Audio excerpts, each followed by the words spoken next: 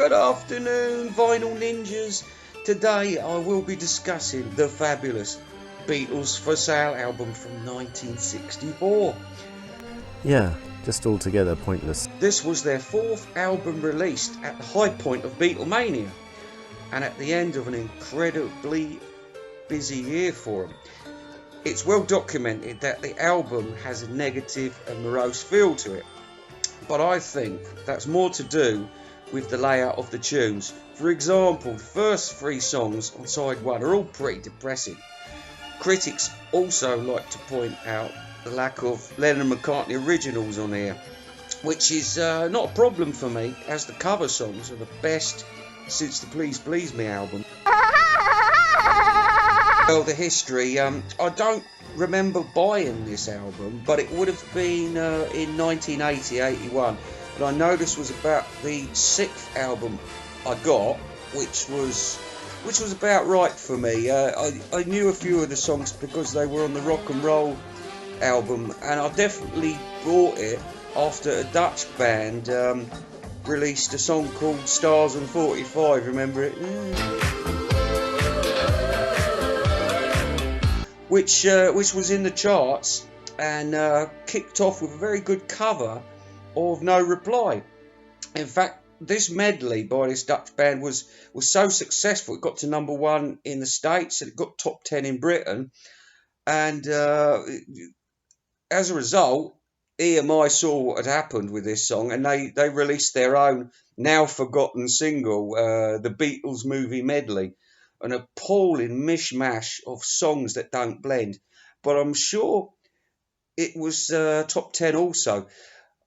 I loved the album back then, and I still listen to it a lot. In fact, I rate it higher than all the earlier albums they did. And a few they did after this, like Revolver and What Nut. Invisible Rain, tip of the day. Alright, well, all I can say to you is listen to this in stereo. Ma'am, can you give me protection from yourself? Vinyl Nerd Plug. Okay, calm down. Right, today's Vinyl Nerd is very similar to me in many ways. We're both aware of the way the loyal fans of the Beatles have been mercilessly ripped off with substandard products, half-baked albums, being sold in 50 different formats and ripping us off with stupid films and asking us for stupid money for fucking putting a cowbell in a bloody reissued album. We're sick of it. Who is it? It's Docus. Anyway, let's see him in action as he talks about the infamous Bruce McMouse. This is supposed to be a movie? Well, Paul's got a really bad track record when it comes to making movies. Remember Magical Mystery Tour? Hey, let's get in a bus and travel around and shoot whatever happens. That'll be our movie. And then he came up with Give My Regards to Broad Street. Hey, I'll be a rock star that lost my tapes, and I'll be looking for them, and somehow I won't be too upset that I can't find them. Well, now we got the Bruce McMouse show. What more is there to say? Let's hear it for Doc Docus.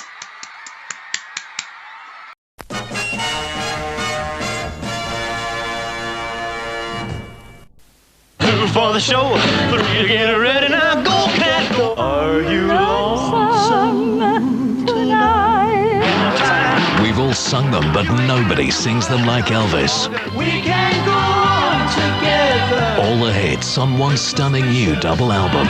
You were always on my mind. The music lives on.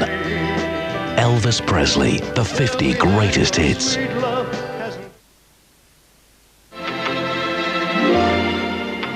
Oh, the weather outside is frightful, but the fire is so delightful. Since we've no place to go, let it snow, let it snow, let it snow. It doesn't show signs of stopping, and I brought some corn for popping.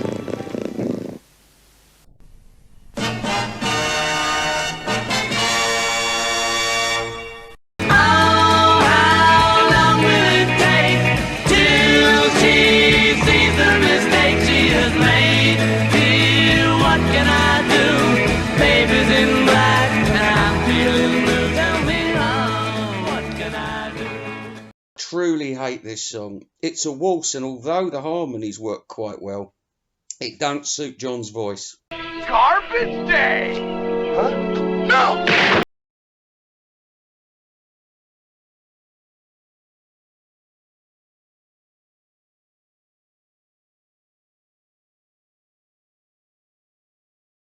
George sings this irritating piece of shit in his usual weak style, and if that don't make you want to hate it, Carl Sexpest Perkins wrote it. Enough said. Garbage day! Huh? No!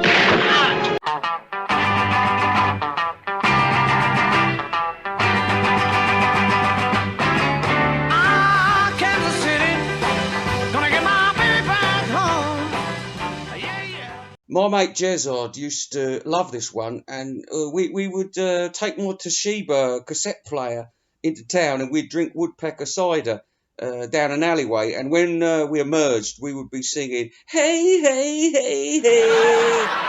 It's another cover, but it's okay.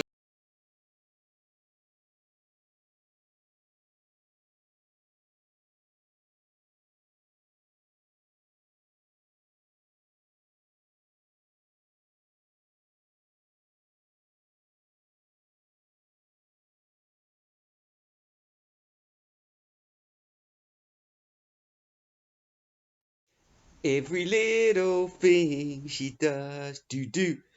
Well, this tune is another depressing song. I remember when my dad wanted to look at the track list on the album, and he thought that this song was the Police song. Every little thing she does is magic.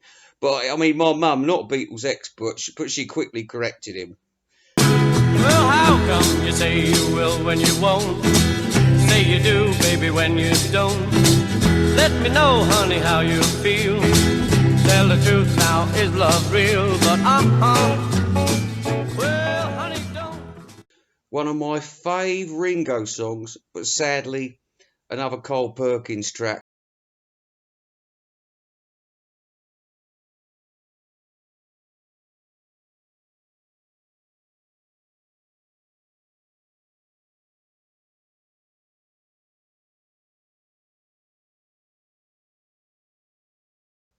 I'll Follow the Sun. This is actually a lovely song, sung by Paul and double tracked in places. Only snag is with this, it's not dated well. Sadly, that's the case with a few Beatles songs now. I've noticed since we got to the year 2000, maybe even 1990, some of the older songs, some of the Please Please Me with the Beatles, Hard Day's Night, even up to 1965, some of these songs have not dated at all well, or not aged well. But this is just enough.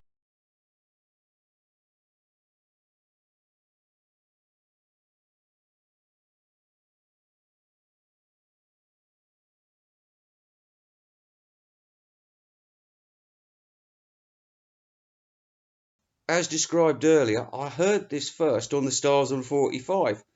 I don't like it so much now, but give me this wrist slasher before any Revolver stuff.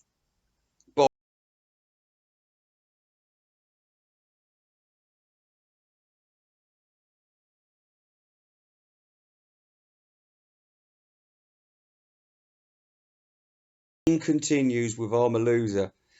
Love the John vocals. It's a bit too heavy though. I don't really dig it out that much, but I'll listen to it if it's on.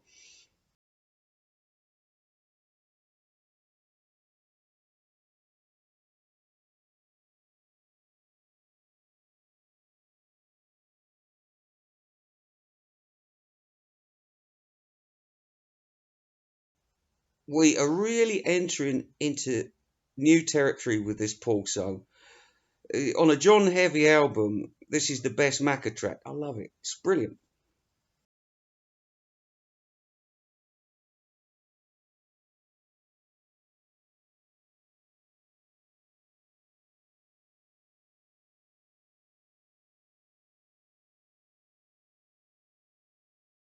Work, and I love the John vocal yet again.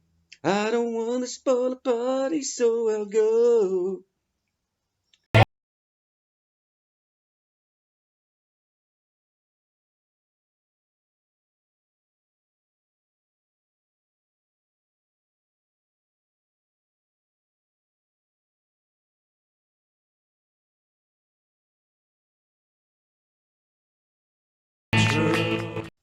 Words of Love. This is a guilty pleasure for me. Not a favourite of many Beatle fans, but this guy loves it.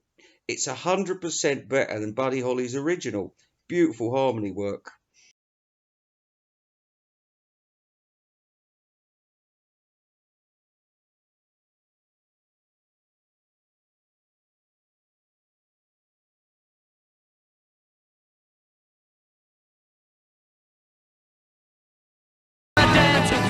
John rips through this powerhouse version of Sex Pest Chuck Berry's Naff original, and the result is a Beatles cover song, second only to Twist and Shout.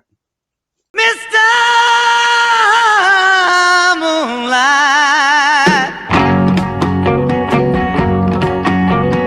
you came to me one summer night.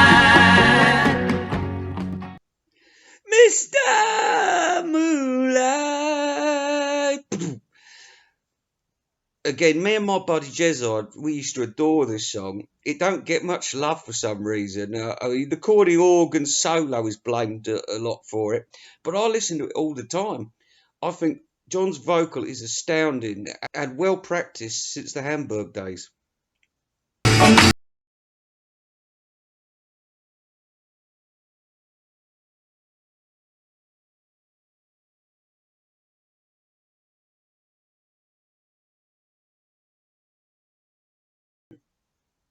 Okay, here we are at number one. Not released as a single in the UK, but a number one smash in the States. This is a very American sounding song and one of the best songs they ever made. It's a 10 out of 10. Alright, the summary is Beatles for Sale is an album that is far from perfect, but the amazing quality of the cover songs and John's vocals throughout capture a change in style which led directly to the Beatles' most productive year, 1965. I could tell you that this album is one of my favourites and I'll never get tired of listening to it. I do skip a couple of tracks, but the ones I don't skip are timeless. Thank you for watching and goodbye for now. Say goodbye, Penny. Bye-bye, Penny.